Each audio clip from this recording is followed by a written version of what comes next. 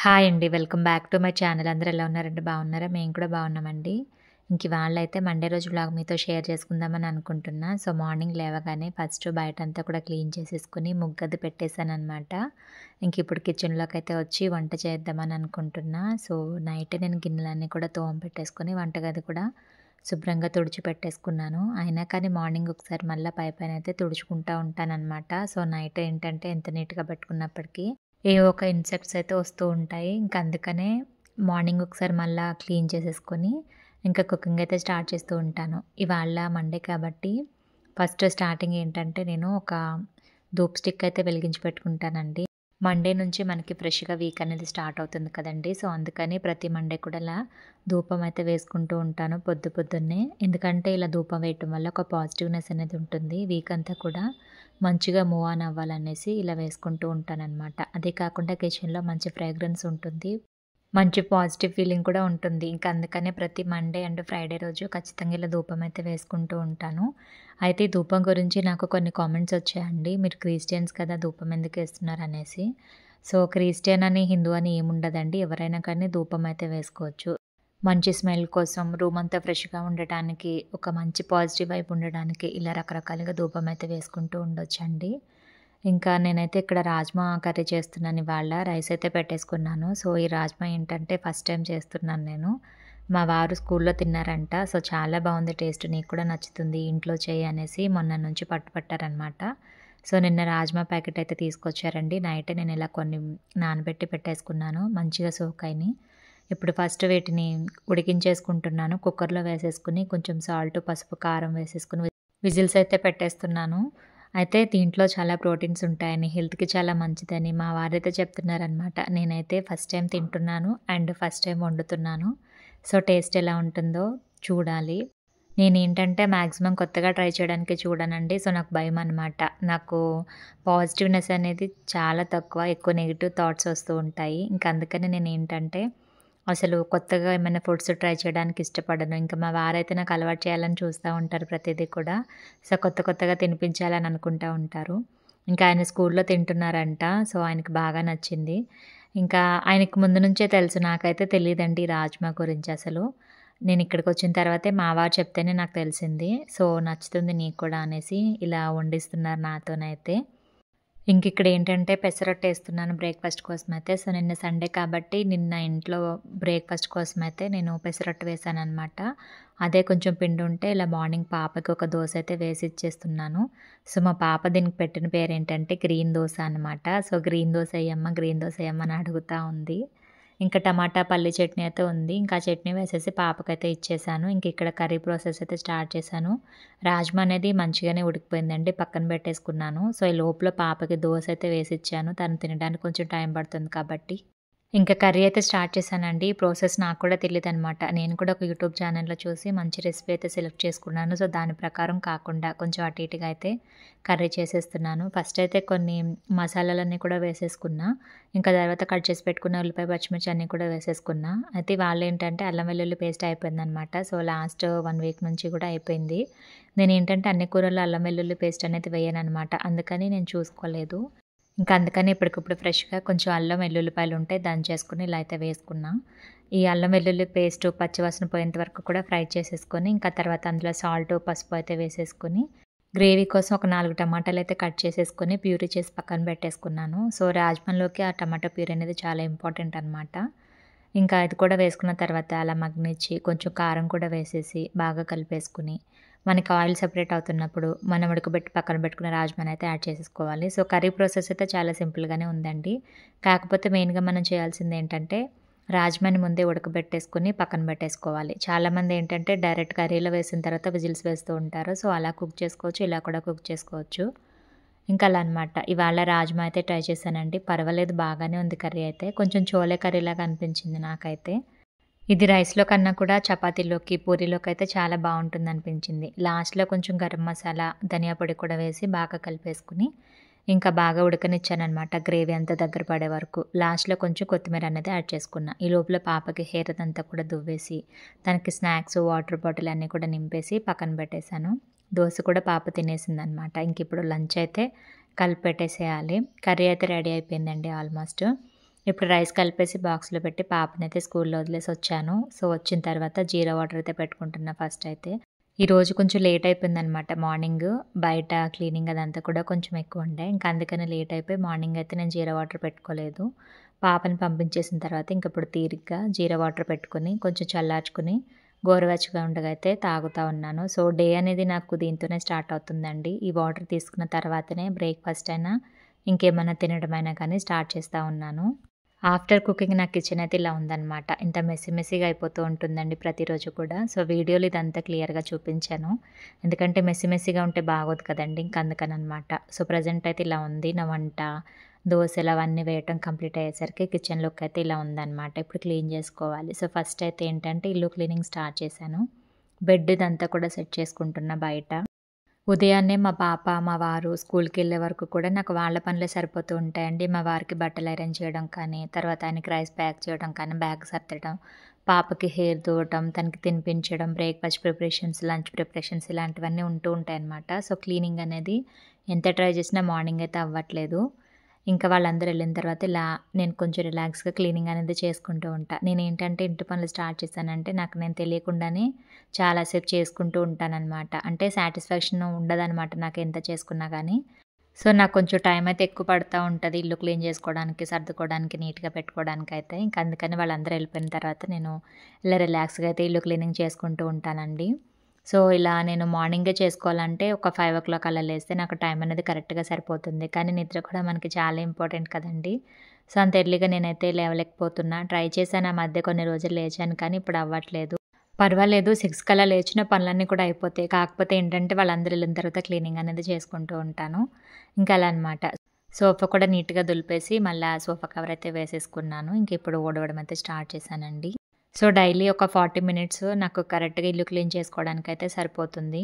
అంటే ఈ hall, kitchen మాత్రమే చెప్తున్నా. అదే నాకు యువతల మ్యూజిక్ రూమ్, బెడ్‌రూమ్ ఇవన్నీ క్లీన్ చేసుకోవాలంటే ఖచ్చితంగా 1 అవర్ పట్టేస్తుందండి. సో, 1 అవర్, 1 ½ అవర్ కూడా పడుతుంది ఒక్కొక్కసారయితే. అందులో నేనేంటంటే పనులన్నీ కూడా చాలా నిదానంగా చేసుకుంటూ ఉంటానండి. హడావిడి పడిపోకుండా. సో, మార్నింగ్ కుకింగ్ సెక్షన్ వరకు కూడా కొంచెం హడావిడిగానే చేసుకుంటూ ఉంటాను. వన్స్ మా పాప, మా వారు వెళ్ళిపోయారంటే నాకు కొంచెం రిలాక్స్‌గా అనిపిస్తది. ఇంకా తర్వాత పనులన్నీ కూడా నెమ్మదిగానే చేసుకుంటూ ఉంటాను. ఇన్ కేస్ నేను కూడా జాబ్ చేసి అలా ఏమన్నా బయట వర్క్ కోసం వెళ్తే గనక ఖచ్చితంగా నేను పనులనేవి చాలా ఫాస్ట్‌గా చేస్తానేమో అని అనిపించింది నాకైతే. సో, ప్రెజెంట్ ఇంట్లోనే కాబట్టి రిలాక్స్‌గా ఇలా నెమ్మదిగా పనులన్నీ కూడా చేసుకుంటూ ఉంటాను. ఇంక ఇల్లు ఊకడమైతే కంప్లీట్ అయిపోయిందండి. మొత్తం అన్ని రూముల నుంచి ఊడ్చిన తర్వాత ఇంత చెత్త అయితే వచ్చింది. ఇంక దీన్ని ఎత్తేసి డస్ట్‌బిన్‌లో అయితే వేసేసాను. ఇంక ఇల్లు క్లీనింగ్ కంప్లీట్ అయిపోతే ఒక పెద్ద పని అయిపోయినట్టు అనిపిస్తది నాకైతే. సో, ఫైనల్‌గా క్లీన్ చేసుకున్న తర్వాత లుక్ అయితే ఇలా ఉంది. ఇంకా అటువైపు, ఇటువైపు కూడా నేను సేమ్ కర్టెన్స్ వేసుకున్న తర్వాత హాల్ లుక్ అనేది కొంచెం డబుల్ అయిందనమాట. నాకైతే బా నచ్చింది. ఇంకా క్లీనింగ్ అది కంప్లీట్ అయిన తర్వాత ఎప్పటిలాగానే టేబుల్ అనేది మిడిల్‌లో వేసేసుకొని దాని మీద ఒక ఇండోర్ ప్లాంట్ అయితే పెట్టుకున్నాను. సో, అక్కడ ఆర్టిఫిషియల్ ప్లాంట్ అని అడిగారు కదండీ! సో, కాదు అది నేచురల్ ప్లాంట్ అనమాట. Money plant.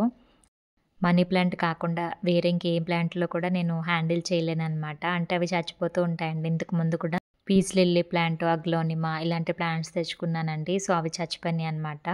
ఒకటి అగ్లోనిమా ఉంటే దాన్ని బయటికి షిఫ్ట్ చేశాను. అప్పటినుంచి అదైతే బాగానే ఉంది. సో, లోపల దానికి పడలేదనమాట అట్మాస్ఫియర్ అయితే.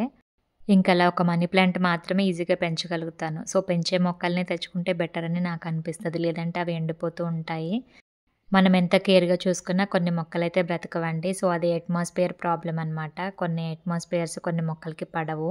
అది నాకు తర్వాత అర్థమైంది. ఇంక అందుకని మనీ ప్లాంట్ ఒకటే హ్యాండిల్ చేయగలుగుతా కాబట్టి ఆ ప్లాంట్స్‌ని నేను లోపలనే పెట్టుకుంటూ ఉంటాను. ఇంకా మొక్కలైతే అలా ఉన్నాయి. క్లీనింగ్ అయితే కంప్లీట్ అయిపోయిందండి. సో, ఇవాళ ఏంటంటే ఇంకా కూరగాయలన్నీ కూడా ఆర్గనైజ్ చేసుకోవాలి. సో, నిన్న సండే కాబట్టి మార్కెట్‌కైతే వెళ్ళి మాకు కావాల్సినవన్నీ కూడా తెచ్చుకున్నాము. మా హస్బెండ్ అండ్ నేను ఇద్దరం వెళ్ళామనమాట. సో, పెద్ద మార్కెట్‌కైతే వెళ్ళి తెచ్చుకున్నాము. రేట్లయితే చాలా తక్కువగానే ఉన్నాయండి. సమ్మర్ స్టార్ట్ అయింది కాబట్టి ఇంకిప్పుడు తక్కువ రేట్లకే అన్నీ ఇచ్చేస్తూ ఉంటారు. ఎందుకంటే ఎండలకి కూరగాయలైనా, ఆకుకూరలైనా ఏవి కూడా నిలువుండవు కదండీ! ఇంక అందుకనే త్వరగా వాళ్ళు తక్కువ రేట్‌కైతే సేల్ చేసేస్తా ఉన్నారు.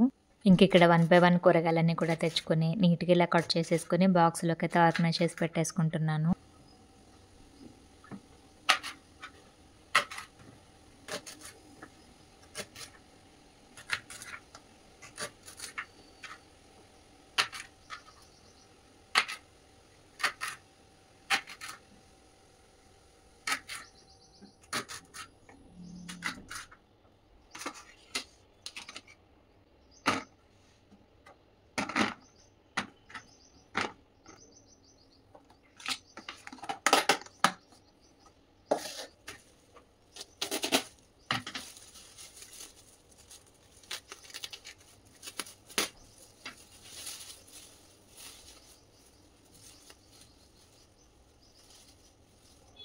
కొత్తిమీర అయితే కొంచెం ఎక్కువే తీసుకున్నాను. పచ్చడి చేద్దామనేసి ఒక 3 కట్టలైతే తీసుకున్నాను. సో, వీటిని వేర్లు అవన్నీ కూడా కట్ చేసేసి నీట్‌గా బాక్స్‌లో అయితే పెట్టేసుకుంటాను. సో, ఇది వాష్ చేసి పెట్టామంటే పుచ్చిపోతుందండి మొత్తం. ఇంక అందుకని ఇలా పెట్టేసుకొని మనం యూజ్ చేసుకున్నప్పుడు తీసి కొంచెం కొంచెం కడిగి వేసుకోవాలి కూరల్లో.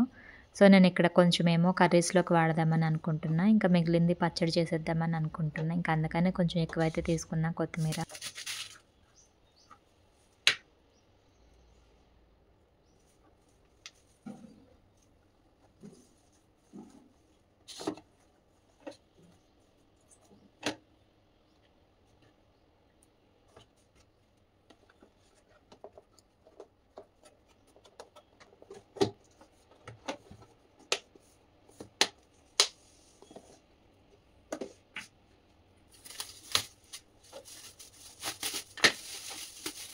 చిక్కుడుకాయలు చాలా ఫ్రెష్‌గా ఉన్నాయనేసి ఒక కేజీ అయితే తీసుకున్నాము. సో, వీటిని నేను ఒక బ్యాగ్‌లో అయితే వేసి పెట్టేసుకుంటున్నాను.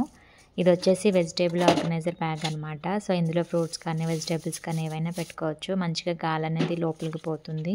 ఫ్రెష్‌గా ఉంటాయన్నమాట వెజిటేబుల్స్ అన్నీ కూడా. అయితే నేను చిక్కుడుకాయ ఇంత ఎక్కువగా ఎందుకు తీసుకున్నానంటే, నేను డిఫరెంట్ డిఫరెంట్ టైప్స్‌లో వండుకుంటూ ఉంటాను. సో, వంకాయతో కలిపి, ఆలుగడ్డతో కలిపి అలా అనమాట.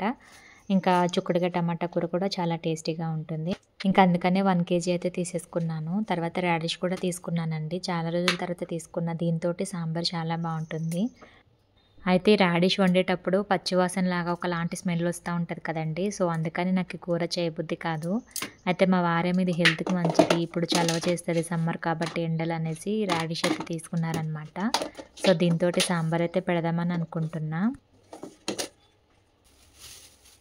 టమాటాలు కూడా కొంచెం క్వాంటిటీ ఎక్కువగానే ఉన్నాయి 1 కేజీ. సో, బాక్సెస్‌లో పట్టట్లేదనేసి ఇలా ఒక బ్యాగ్‌లో అయితే వేసి పెట్టేసుకుంటున్నా.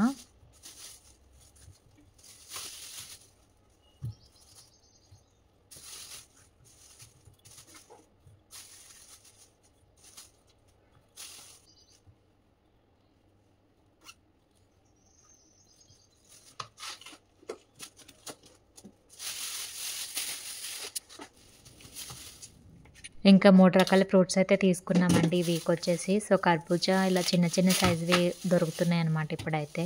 సో, ఇవి ఒక 3 అయితే తీసుకున్నాము. ఆ తర్వాత సపోటా కూడా తీసుకున్నాం. సపోటా తేగానే ఏంటంటే రైస్‌లో పెట్టేశారు మా వారైతే కవర్‌లో ఏసి దాన్ని బాగా క్లోజ్ చేసి రైస్‌లో అయితే పెట్టారు.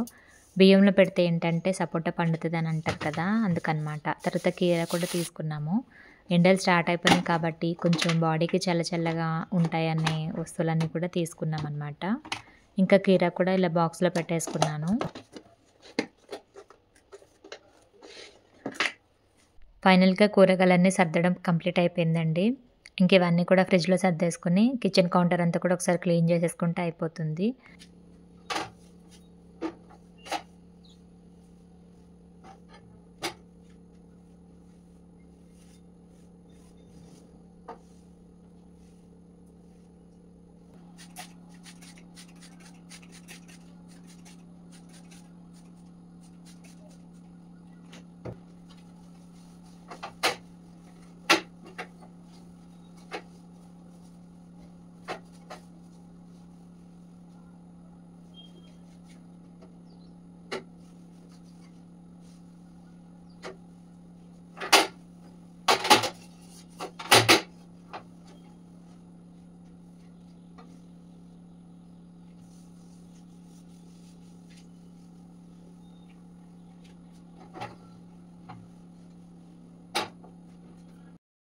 కిచెన్ క్లీనింగ్ కూడా కంప్లీట్ అయిపోయిందండి. సో, ఇక్కడితో వీడియో అయితే ఎండ్ చేసేస్తున్నాను. మీకు గనుక నచ్చినట్లయితే తప్పకుండా లైక్, షేర్, కామెంట్, సబ్స్క్రైబ్ అయితే చేసుకోండి. మరొక మంచి వీడియోతో మళ్ళీ మీ ముందుకైతే వస్తాను. సో, అప్పటి వరకు కూడా ఎవరికైనా ఇంట్రెస్ట్ ఉంటే నా ఛానల్‌లో వీడియోస్ చెక్ చేయండి. Thank you for watching. Bye bye. Take care.